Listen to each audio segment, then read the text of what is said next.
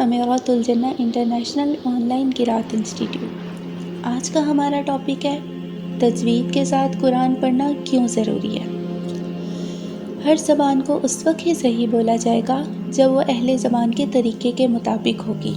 جیسا کہ ہم جانتے ہیں قرآن مجید عربی زبان میں ہے، اسی لیے اس کو عربوں کے طریقے کے مطابق پڑھا جانا ضروری ہے۔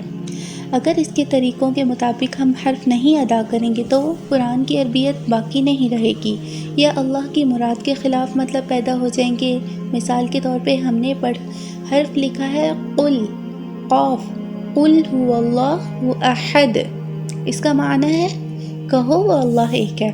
اگر ہم اس کی جگہ پڑھ دیں قل هو اللہ احد، قل کا مطلب تھا کہو، اور یہاں ہم نے پڑھ دیا کل کا مطلب ہے کھاؤ وہ اللہ ایک ہے۔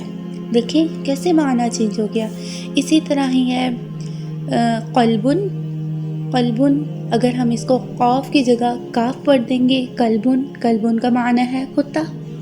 اور خلق پیدا کرنا، اگر ہم جلدی میں پڑھ جائیں خا کو نہ نکالیں، خلق کی جگہ حلقہ پڑھ دیں تو اس کا معنی چینج ہو گیا۔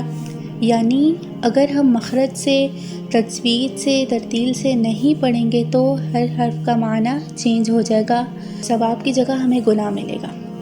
اللہ تعالیٰ نے قرآن میں بھی فرمایا ہے وَرَتِّلِ الْقُرْآنَ تَرْتِيلًا، سورۃ المزمل میں ہے وَرَتِّلِ الْقُرْآنَ تَرْتِيلًا، یعنی قرآن کو صاف صاف پڑھیں۔ صاف پڑھنا یہی ہے کہ ہر حرف مخرج اور صفات سے ادا ہو، ورنہ آواز ہر کی صاف نہیں کہلائے گی بلکہ غیر عربی کہلائے گی۔